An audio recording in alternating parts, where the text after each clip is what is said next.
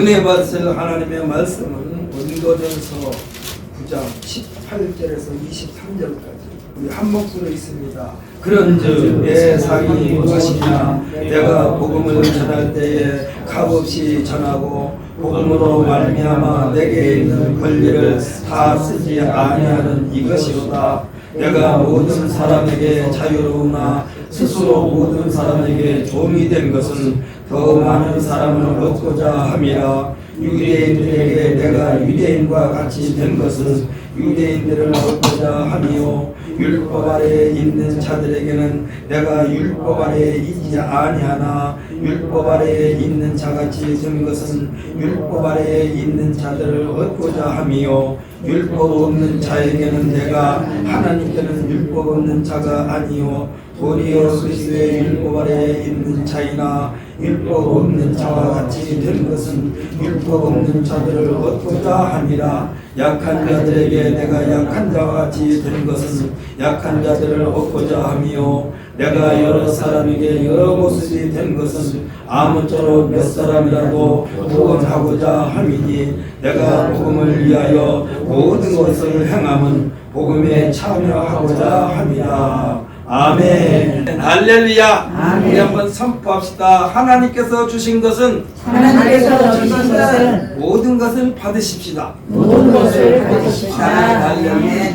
하나님께서 주신 것은 다 좋은 것인 줄 믿고 무조건 받으시기를 예수님의 이름으로 축복합니다. 아멘. 하나님께서 주신 것을 내게 옳은가 그른가 판단할 능력도 없지만은 시간 낭비하는 거예요. 왜냐하면 하나님은 항상 우리에게 좋은 것을 주시는 하나님이기 때문에 그렇습니다. 오늘 본 말씀 고린도전서 9장 18절로 23절 말씀을 가지고 복음은 모든 사람에게 주신 하나님의 선물이라는 제목으로 은혜 받는 시간이 되시기를 예수님의 이름으로 축복합니다. 이 성경에 보게 되면요 누구든지라는 말이 참 많이 등장합니다. 특별히 구원의 문제에 대하여 말씀하실 때 누구든지 요엘 선지자가 요엘서 2장 32절에서 뭐라고 그랬느냐? 누구든지 여호와의 이름을 부르는 자는 구원을 얻으리니 이는 나 여호와의 말대로 시온산과 예루살렘에서 피할 자가 있을 것이며 그 다음이 중요합니다. 남은 자 중에 나 여호와의 부름을 받을 자가 있을 것임이니라 했습니다. 이 말씀은요 지금 현재 하나님을 잘 섬기는 자는 물론이거니와 아직 믿음을 소유하지 않는 자 중에도 나 여호와가 그들을 믿음의 자리로 불러낼 것이라는 소망의 말씀인 줄 믿으시기를 바랍니다. 이에 대하여 예수님께서는 뭐라고 그러냐? 아버지께서 내게 이끌지 아니하고는 내게 올 자가 없다라는 말씀을 하십니다. 사도 바울 성령도 뭐라고 그랬느냐? 성령으로 하지 아니하고는 예수를 주라고 시인할 자가 없다라고 말씀했습니다. 그러므로 이 시간에 하나님 앞에 나와 예배하는 우리 모든 성도들은 아버지께서 이끌어 주신 줄 믿으시기를 예수님의 이름으로 축복합니다. 그리고 성령의 인도하심을 받아서 여기에 나와서 하나님 앞에 예배드리고 있다는 사실을 믿으시기를 바랍니다. 이와 같이 모든 역사는 하나님께서 친히 주장하신다는 거예요. 특별히 예수 믿고 구원받은 성도들은 물론이거니와 아직 예수님을 받아들이지 못하고 주저주저하는 사람에게도 소망을 예수님께서 주셨습니다. 그래서 마태복음 9장 40절에 보면 뭐라고 그러느냐? 우리를 반대하지 않는 자는 우리를 위하는 자니라 그랬어요. 누가복음 9장 50절에서도 뭐라고 그러냐? 너희를 반대하지 않는 자는 너희를 위하는 자니라 했습니다. 그러므로 우리들은 하나님의 선한 일을 하면서 쉽게 낙심하지 말아야 할 것을 우리에게 말씀해 주고 있는 거예요. 하나님의 선한 일 중에 가장 선한 일을 말하라면 무엇이라고 할 수 있을까요? 가장 선한 일은 한마디로 영혼 구원인 줄 믿으시기를 바랍니다. 이 구원은요 사느냐 죽느냐에 심각한 문제가 달려 있어요. 그 첫 관문은 우리들의 주위 사람들을 우리를 반대하지 않게 하는 것이 첫 번째. 반대했던 사람들에게는요, 자주 그들에게 접근해서 진실한 마음과 성실한 마음, 그리고 정직으로 내 안에 나를 주관하시는 예수님을 나타내 보임으로써 반대를 긍정으로 바꾸는 일이 되는 것입니다. 아멘. 사도행전 2장 14절로 42절까지를 보게 되면은 베드로의 설교 내용인데, 역시 베드로도 2장 21절에서 요엘 선지자가 한 말을 똑같이 그는 말하고 있어요. 그대로 베드로를 통해서 선포하겠습니다. 뭐라고 하느냐? 누구든지 주의 이름을 부르는 자는 구원을 받으리라. 아멘. 할렐루야. 그러므로 누구든지요, 하나님의 구원의 역사는 경계가 없습니다. 공중에 나는 새들, 그들 중에서도요, 새들의 왕이라 부를 수 있는 독수리나 그 맹금류들을 보면은 자신들의 영역이 나라와 나라 사이의 경계, 국경이 없습니다. 마음대로 자유롭게 드나드는 것을 보게 됩니다. 하나님의 구원의 역사는 경계가 없다는 사실을 믿으시기를 바랍니다. 국경도 없습니다. 그러기에 사도행전 1장 8절에 보면은 예수님께서 직접 말씀하셨어요. 뭐라고 그랬느냐? 오직 성령이 너에게 임하시면 너희가 권능을 받고 예루살렘과 온 유대와 사마리아와 땅 끝까지 이르러 내 증인이 되리라고 예수님께서 친히 말씀하셨어요. 그러니까 눈에 보이는 현상을 바라보면서 미리 겁먹지 말라는 얘기요. 하나님께서 우리를 그곳에 보내셨다라고 생각하면 됩니다. 우리가 전하는 복음은 그 대상이 누구나. 특별히 다메섹 도상에서 부활하신 예수님을 만난 바울에 대하여 아나니아라는 예수님의 제자가 매우 껄끄럽게 생각하면서 예수님께 아뢰자 예수님께서 뭐라고 말했느냐? 아나니아를 설득한 내용이 사도행전 9장 10절로 16절에 기록된 것을 보는데, 그것을 한번 찾아서 읽어볼까요? 신약성경 202페이지.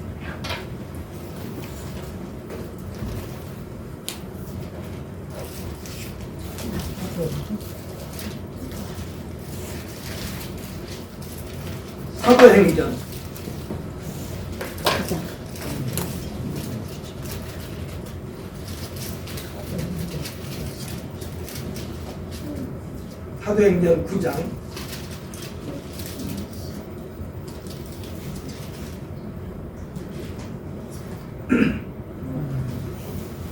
10절부터 16절까지 함께 있습니다. 그때에 다메섹에 아나니아라 하는 제자가 있더니 주께서 환상 중에 불러 이르시되 아나니아야 하시거늘 대답하되 주여 내가 여기 있나이다 하니 주께서 이르시되 일어나 집 가라 하는 거리로 가서 유다의 집에서 다소 사람 사울이라 하는 사람을 찾으라. 그가 기도하는 중이니라. 그가 아나니아라 하는 사람이 들어와서 자기에게 안수하여 다시 보게 하는 것을 보았느니라 하시거늘 아나니아가 대답하되 주여 이 사람에 대하여 내가 여러 사람에게 듣사온즉 그가 예루살렘에서 주의 성도에게 적지 않은 해를 붙잡다 하더니 여자 여기서도 주의 이름을 부르는 모든 사람을 결박하는 권한을 대제사장에게서 받았나이다 하거늘 주께서 이르시되 가라. 이 사람은 내 이름을 이방인과 임금님과 이스라엘 자손들에게 전하기 위하여 택한 나의 그릇이라. 그가 내 이름을 위하여 얼마나 권한을 받아야 할 것을 내가 그에게 보이리라 하시니. 아멘. 할렐루야. 하나님께서 예수님을 통하여 역사하시는 일에 대하여 그 누구도 막을 방법이 없다는 사실을 믿으시기를 바랍니다. 마치 하나님의 명령은요, 위에서 저수지 아니면 큰 댐을 통하여 물이 쏟아질 때에 밑에 있는 모든 농작물은 다 받을 수밖에 없어요. 거절할 수가 없어요. 이 바울 역시 성령의 사람이 되어 복음을 전하는데 로마서 10장 13절에서 역시 같은 말을 선포합니다. 뭐라고 그랬느냐? 누구든지 주의 이름을 부르는 자는 구원을 받으리라 했습니다. 오늘날도 우리도 마찬가지입니다. 누구든지 주의 이름을 부르면 다 구원받는 줄 믿으시기를 바랍니다. 아멘. 그런데요, 요즘에 목사님들이 설교할 때 여기에 조금은 좀 힘들게 만드는 부분들이 있어요. 성경에 누구든지 주의 이름을 부르는 자는 구원을 받는다고 그러는데 진짜 그럴까요? 이렇게 끝에다 퀘스천 마크를 붙이는 목사님들이 가끔 있어요. 사랑하는 성도 여러분, 하나님의 은혜는 복잡하지 않습니다. 할렐루야. 간단합니다. 간단해요. 에덴 동산에서 하나님께서 아담에게 뭐라고 그랬습니까? 복잡하게 말씀하지 않았습니다. 너희는 저 중앙에 저기 있는 선악과를 딱 따먹지 말아라. 정령 죽으리라. 간단해요. 간단해요. 이미 예수님께서 아나니에게 말씀한 대로 사도 바울의 복음에 대한 열정은 식을 줄을 몰랐습니다. 오늘 본 말씀은 사도 바울의 확고부동한 복음에 대한 정체성입니다. 한 영혼을 구원에 이르게 하는 데는 차별이 없다는 것입니다. 너는 이래서 안 되고 너는 저래서 안 되고가 아닙니다. 그것은 우리의 판단이요. 이래서 안 되고 저래서 안 되고가 아닙니다. 이미 하나님께서는 사무엘에게 말씀하셨어요. 내가 지금 택한 이세 큰아들 보고 너는 너무나 거기에 집착하지 말아라. 하나님은 그 중심을 본다라고 말씀했습니다. 이것은 하나님께서 적당한 일꾼을 선택할 때 하신 말씀이에요. 그러나 복음, 구원을 받는 데에는 이래서 안 되고 저래서 안 되고 아닙니다. 그가 선포하고 베드로가 선포하고 요엘 선자가 선포한 대로 누구든지 주의 이름을 부르게 하겠다는 열정 하나였습니다. 할렐루야. 사도 바울은요, 감옥에 잡혀 들어가면 감옥에서 복음을 전파했습니다. 그리고 사도 바울이 결박되어 왕 앞에 끌려가면 그 왕 앞에서도 복음을 전파했습니다. 그때 왕이 뭐라고 하는 줄 아십니까? 너희가 조그마한 지식을 가지고 나를 예수 믿게 하려고 그러느냐? 설득하지 말으라고 말한대. 그때서 그 담대하게 꽁꽁 결박되는 이 사도 바울이 왕에게 뭐라고 했습니까? 왕이요, 나의 결박된 것만 빼놓고는 당신도 나와 같이 되기를 원하나이다. 어떻게 이런 말을 할 수가 있습니까? 국경도 초월했습니다. 바울은요, 그가 선교 여행을 떠날 때에 몇 나라를 간 줄 아십니까? 그리스, 로마, 소아시아, 터키, 마게도니아, 아가야, 스페인, 그레네 섬.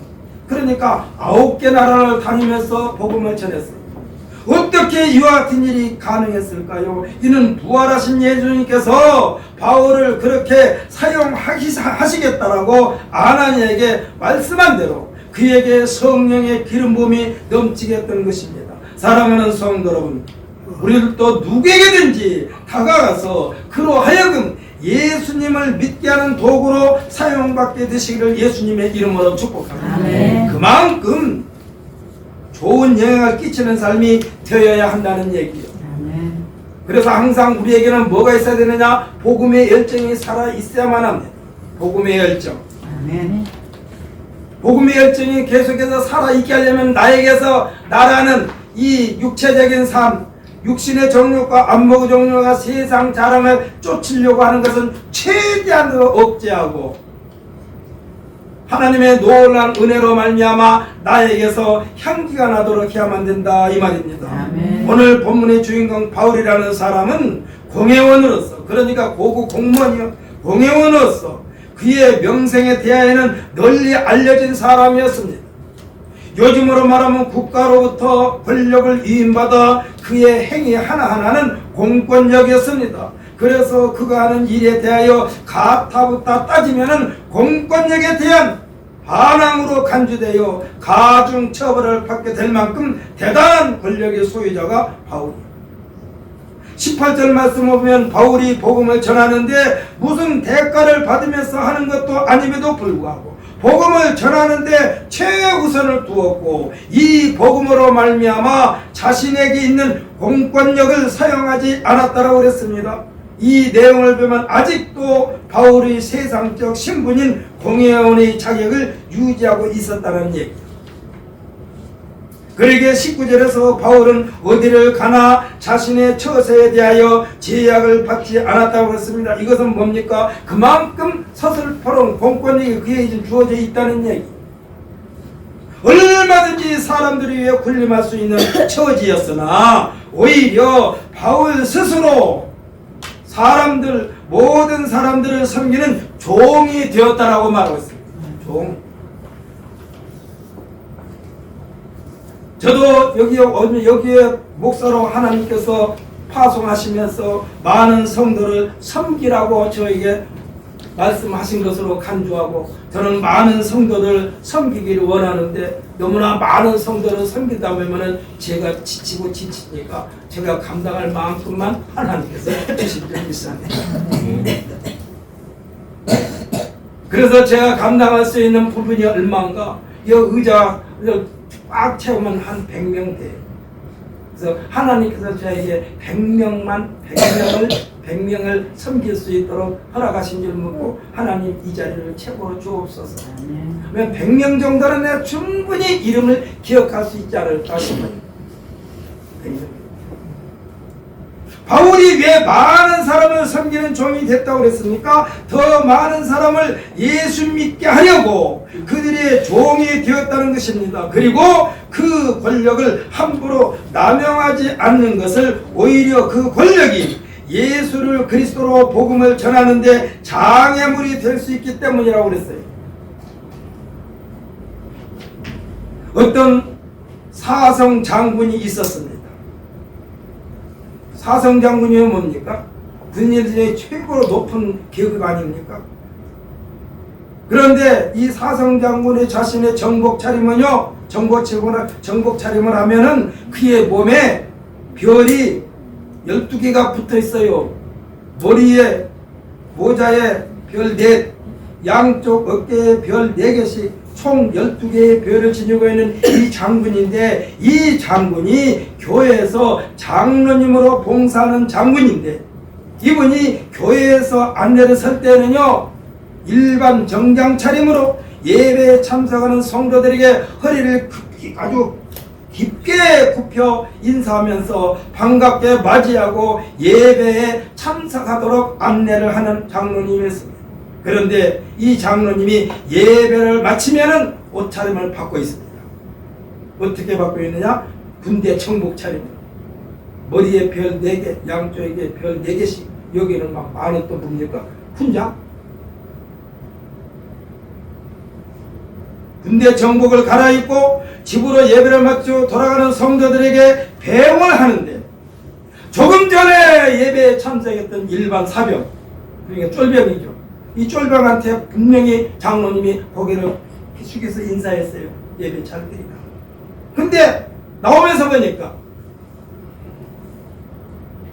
사병이 군복을 입고 나오는 예배에 참석할 때는요, 장로님으로부터 따뜻한 환영 인사를 받으면서 인사까지 받았는데, 예배에 들어가서 예배를 드렸는데, 나올 때는 그 장로님, 장군 중에서 가장 높은 대장 계급을 달고 배용을 받을 때 이 사병이 감동을 했다는 것입니다. 오늘 본문에 바울이 공적인 신분을 가지고 얼마든지 복음을 전함에 있어 오히려 그 권력을 사용할 수가 있었을 텐데, 오히려 그는 뭐라고 했습니까? 그 권력이 복음보다 더 두드러지면, 그러니까 이 장로님의 옷차림이 별 4개에다가 양쪽 어깨에 12개의 별을 달고, 아마 그렇게 있었으면 사방이 저기서 들어오다 깜짝 놀라서 아마 들어오기로 주저주저 할 수도 있었어.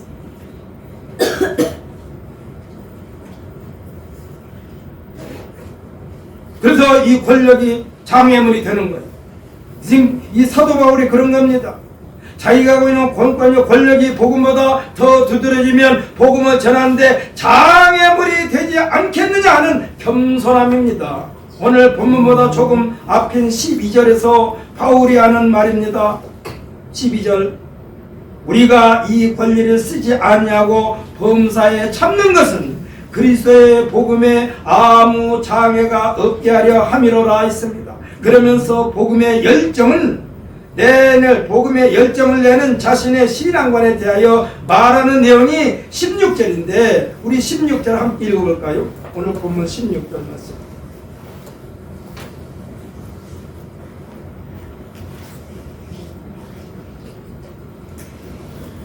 함께 읽습니다. 내가 복음을 전할지라도 자랑할 것이 없으면 내가 부득불할 일임이라. 만일 복음을 전하지 아니하면 내게 화가 있을 것이로다. 아멘. 할렐루야.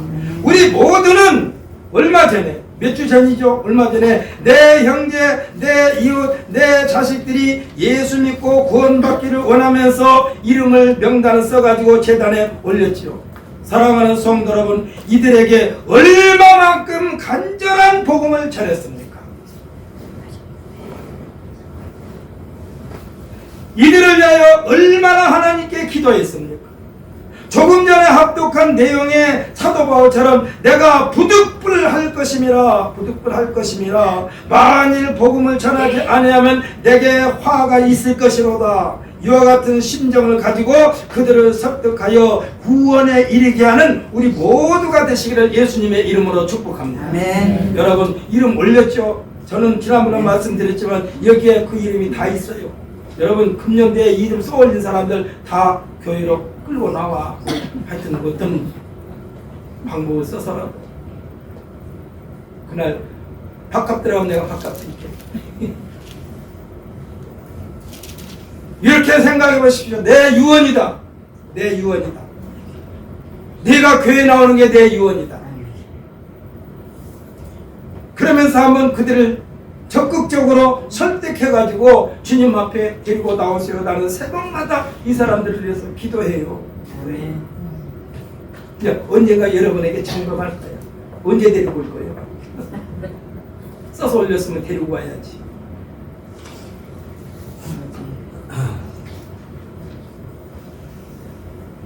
사랑하는 성도 여러분, 사도 바울이 누구인가요? 요즘으로 말하면요, 상위 1%의 혜택을 누리며 살아도 누가 나무라 사람이 없을 만큼 출신 성분이나 학식이나 권력을 가진 사람이 바울이에요. 하지만 바울은 마치 조선 말기에 고종 임금인 아버지 태흥성 대원군이 아들을 임금으로 만들기 위하여, 아들을 임금으로 세우기 위하여, 그러니까 철저하게 아들이 임금 자리에 있는 것을 머릿속에 그리며 당시 권력을 누렸던 세도 권력자들이 바지 가랑이 밑을 기어다니면서 온갖 수모를 다 겪으면서도 참고 인내하며 인고의 시간을 보낸 것은 그에게 뚜렷한 목표가 있었기 때문입니다. 뭐요? 아들을 임금으로 만듭니다.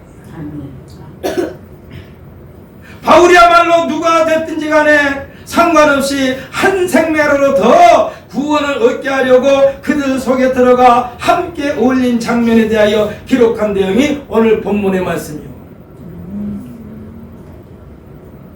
여러분들 복음을 전하는 데 있어서는 여러분들을 다 내려놓으시기를 예수님의 이름으로 축복합니다. 복음을 전하는 다 내려놓으셔야 돼요. 다 내려놓으셔야 돼요. 다 그 사람 앞에 가서 조용히 돼야 한다는 얘기.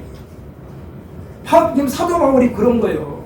그 권력을 가지고 있음에도 불구하고 흥성대원군이 그랬어요. 미치광이 소리 들으면서까지 조롱을 받으면서까지.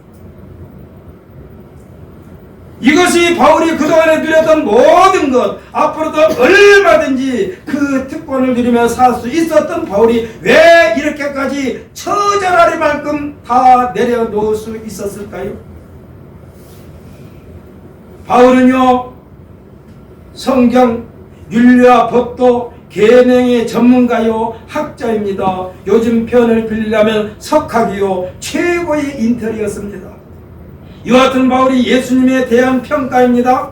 매우 깊이 파고 들어간 학문이 대가 바울이 이 세상 학문에 대하여 자신의 신분에 대하여 소상하게 설명하면서 이것들을 버리고 예수님 복음에 붙잡힌 바 되었고 지금 이것을 이루려고 달려간다는 고백이 빌립보서 3장 5절로 12절의 말씀인데 이것을 한번 찾아볼까요?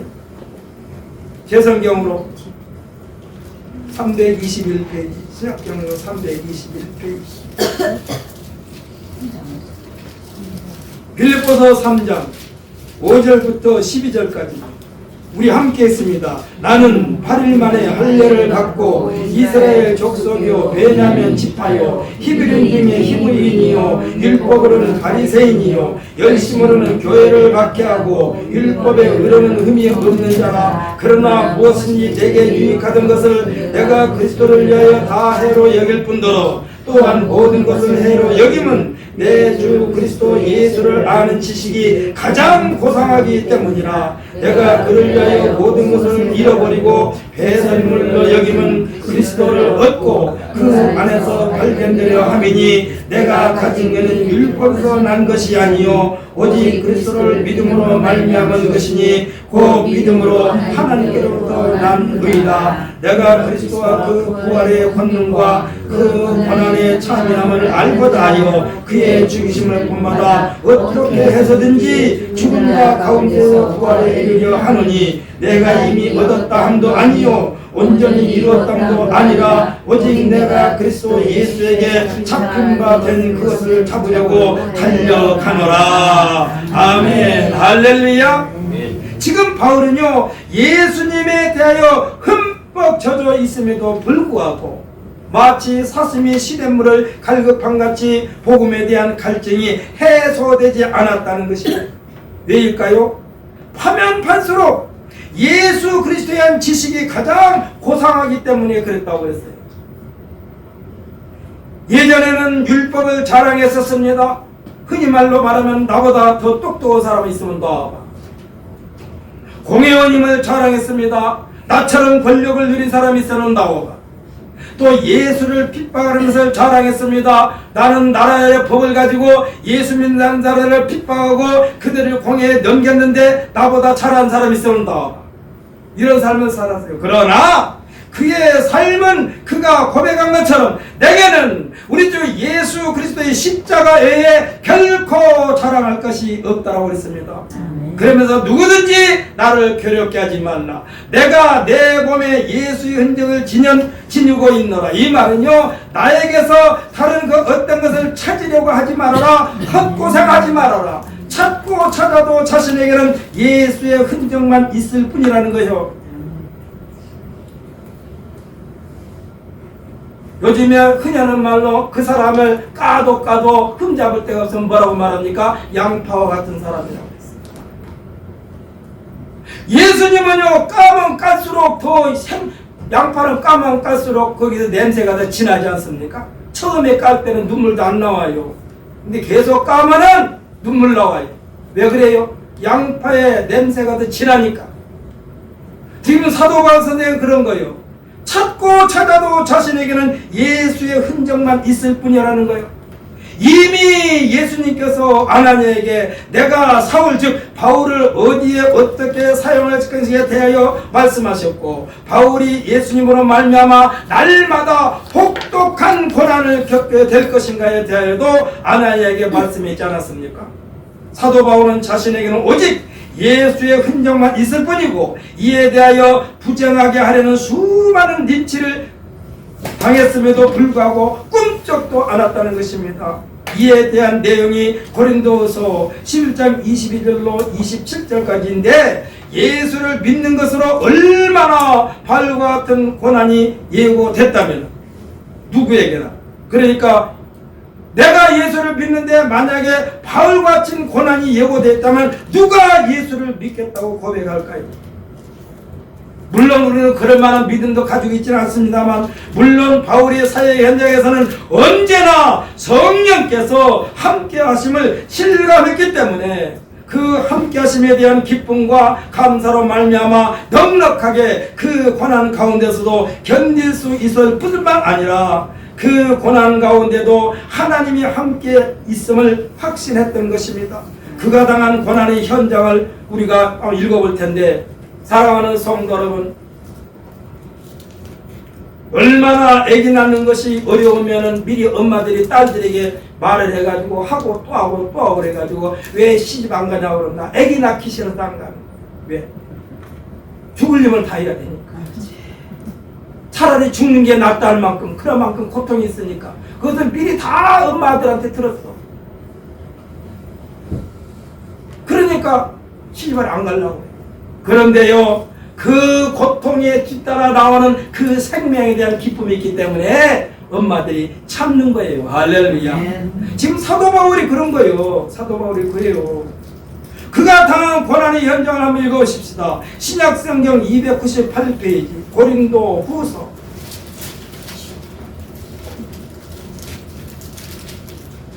고린도후서 11장. 제 성경은 298페이지입니다. 고린도후서 11장 22절부터 27절까지.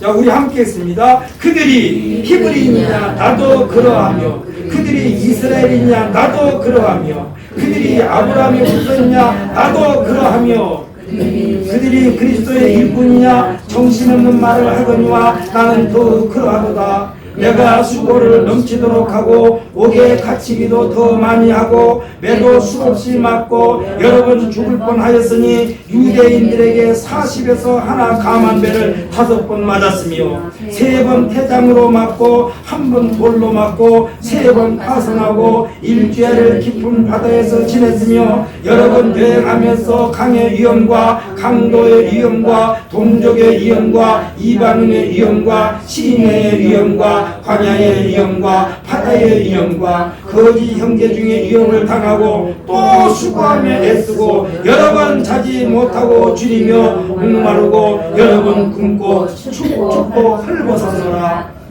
사랑하는 성도 여러분, 여기를 읽으면서 눈물이 글썽거리지 않습니까? 흔히 하는 말로 눈물 없이는 들을 수 없는 사도 바울의 인생이에요. 하지만 사도 바울이 고난을 받으면서 하는 고백입니다. 로마서 8장 18절에는 뭐라고 그러느냐? 생각하건대 현재의 고난은 장차 우리에게 나타날 영광과 비교할 수 없도다라고 그랬습니다. 할렐루야. 이전 성경에서는 뭐라고 그러냐? 그냥 비교가 아니라 좋게 비교할 수 없다. 좋게 비교할 수 없도다. 더욱 강조하고 있습니다.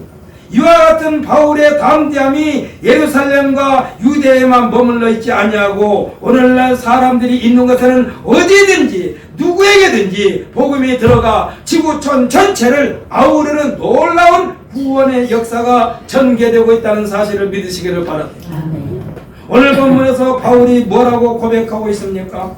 복음을 전하는 일이라면 유대인들을 구원하기 위하여 더욱더 강한 유대인으로, 율법 아래 있는 자들을 구원하기 위하여 더욱더 율법 아래 있는 자같이 되고, 율법 없는 자들을 구원하기 이르기 위하여 더욱더 율법 없는 자와 같이 되고, 약한 자들을 구원에 이르기 위하여 약한 자와 같이 됐지만, 이것뿐만 아니라 여러 사람들 앞에서 여러 모습으로 된 것은 몇 사람이라도 구원에 이르게 하려는 복음에 대한 열정 때문이라고 그랬습니다. 그러니까 예수를 믿게 하는 데는 나에게 자존심 따위는 아무것도 아니야. 사랑하는 성도 여러분, 예수 그리스도의 복음에 사로잡히지 아니하고는 절대로 불가능한 일입니다. 아무나 일시적인 충동에 의하여 덤벼들었다가는요 개망신 당하는 거예요. 이거를 잊지 마십시오. 바울은요 전적으로 애초에 처음부터 부활하신 예수님께서 이와 같이 사용하시기 위하여 특별 채용하신 특별한 케이스입니다. 어떤 사명자가요 바울이 이 장면을 떠올리면서 물불을 가리지 않고 뛰어들었다가 견디지 못하고 자신이 소유하고 있었던 신앙마저 다 까먹어버렸다는 그런 안타까운 예를. 그러니까 바울이 그랬더니 나도 그래야 되겠다. 그래가지고 그 소굴에 들어갔어요. 근데 그 소굴에 들어가서 견디지를 못했어요. 왜? 내가 이렇게까지 꼭 해야 되나 이렇게 돼버린 거예요. 그러나 사도 바울은 뭐라고 그랬습니까? 죽을 법위를 수없이 많이 겪으면서도 자기에게는 뚜렷한 목표가 있었어요. 한 생명이라도 더 예수 믿게 해야 되겠다. 한 생명이라도 더 구원시켜야 되겠다. 여기에 인생의 모든 초점을 맞췄기 때문에 그것을 감당할 수 있었다는 사실을 믿으시기를 바랍니다. 여러분들께서 이름 적어 올린 사람을 한 강단에 올렸는데 그 사람이 지금 현재 불구덩이에서 불타고 있다고 생각해봐요. 아무리 미워도 좀 끄집어내야 할 거 아니에요. 평상시에는 아유 저놈 자식 없었으면 좋겠다. 평상시에는 아유 저 사람 하나님이 날벼락을 내리지 않냐할까. 이런 말을 했다 할지라도 사도 바울과 같은 그러한 복음의 열정이 있으면은 그 속에 들어가서 어떠한 자존심도 땅에다 내려놓고 그를 주님 앞으로 인도하여 그 생명이 구원에 이르게 하는 그러한 도구로 사용받게 되시기를 예수님의 이름으로 축복합니다. 가까운 예로 자신이 생각할 때는 믿지 않는 사람과 결혼해서, 이게 보통 남녀 아직 결혼하지 않는 사람들이 하는 말이에요. 믿는 사람인데 나는 믿음이 참 좋다라고 생각하면서 믿는 사람을 택하기를 원하는 부모님 앞에서, 믿는 사람을 택하여 배우자로 삼기를 원하는 부모님 앞에서 뭐라고 말합니까? 결혼해서, 믿지 않는 사람과 결혼해서 그에게 복음을 심어 그리스도인이 되게 하면 하나님께서 얼마나 기뻐하실까요? 하는 마음으로 결혼을 했습니다만 그 결혼 생활이 순탄하지 못한 것은 물론이고 자신마저도 믿음이 소멸되었다는 것입니다. 다음대한 믿음, 굳건한 믿음, 반석과 같은 믿음이 다른 사람에게 영향을 끼치는 복음의 열매를 맺게 된다는 사실을 믿으시기를 예수님의 이름으로 축복합니다. 그래서 예수님께서 마태복음 7장에 하신 말씀이 그거예요. 비가 내리고 창수가 나고 바람이 불어도 부딪혀도 절대로 무너지지 않는 믿음. 이 사도 바울이 그러한 믿음을 가지고 접근했어요. 그래서 끝까지 믿음의 절개를 지키고, 성경에 보게 되면은 그가 많은 죄인들과 함께 로마로 지금 끌려가고 있었습니다. 배를 타고 갑니다. 그래가지고 풍랑을 만납니다. 풍랑을 만나서 모든 짐들을 그냥 바다로 던져버렸어요. 우선은 사람이 살아야 되니까. 배가 다 부서지다시피 했어요. 그때 바울이 하나님 앞에 기도합니다. 그런데 하나님이 바울에게 뭐라고 그랬냐? 내가 가이사랴 앞에 서야 되겠다 그랬어요. 이 뭐냐? 너는 로마로 가는데 지장 없다 이 말씀. 할렐루야. 그래가지고 이 바울이 모든 사람들 앞에서 그랬어요. 여러분 안심하십시오. 내가 믿는 하나님이 여러분을 안전하게 로마까지 갈 수 있도록 해 주신다라고 그랬습니다. 그랬어요. 그래가지고 한 사람도 희생당하지 않냐고 다 로마까지 갔어요. 이게 바울이야. 그런데 우리는 어떻습니까? 조금만 어려움이 닥치면 곧바로 원망해. 하나님 왜 나를 이렇게 어렵게 만듭니까? 왜 어렵게 만들었어? 그것을 고쳐야 되니까 어렵게 하는 것이. 여러분이 끼고 있는 반지가 금반지입니까? 금반지가요 18K, 14K, 24K 그러잖아요. 14K는 불 속에 14번 들어갔다 나올 때 14K, 18K는 18번 들어갔다 나왔다 해서 18K, 24K 99.9%의 순도로 대한 순금은 24번을 불 가운데 들어갔다 나와야만이 순금이 되는 거예요. 그런데요 금이 나 순금 안 할래요. 그러면 그냥 가는 거지. 요즘에 금 한 달에 60만 원 간다고 그러나 아니 좀 사놓을 거예요. 사놓을 돈도 없어지.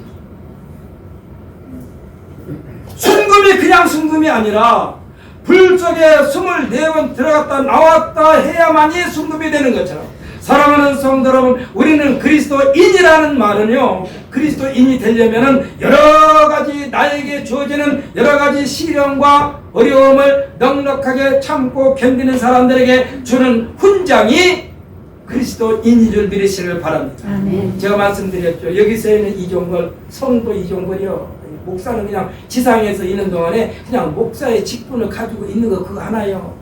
여러분 동네에서 보게 되면 요즘에 동네에서 봄 되면은 보통 이장 선거를 하더라고요.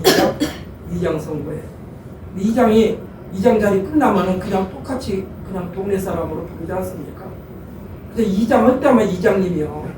여기서는 이종걸도 목회할 때만 목사요. 중요한 것은 성도로서의 그 거룩한 이름에 누가 되지 않도록 끝까지 성도의 신분을 유지하는데 목표가 있어야만 된다 이 말씀입니다. 여러분도 성도고 저도 성도예요. 어떻게 보면요, 여기서는 이종걸보다 여러분들께서 저보다 더 유능한 부분이 많아요. 제가 여러분들보다 뛰어난 것은 아니지만 여러분 앞에 설 수 있는 것은 단 목사라는 직분을 가지고 여러분 앞에서 예배를 인도하고 설교하는 그 이상도 그 이하가. 사랑하는 성도 여러분, 사도 바울 선생은요, 조금 전에 그렇게 두들겨 맞고 죽을 고비를 많이 넘겼음에도 불구하고 그가 말하는 것은 나에게서는 예수의 흔적만 있기를 원한다. 그래서 그것을 유지하기 위하여 사도 바울 선생이 뭐라 했습니까? 나는 날마다 죽노라. 할렐루야. 우리가 날마다 죽어야 돼요. 그래야만이 예수 그리스도로 말미암아 우리가 영생을 보장받는 우리 모두가 된다는 사실을 굳게 믿으면서 하나님께서 기뻐하시는 우리 모두가 되시기를 예수님의 이름으로 축복합니다.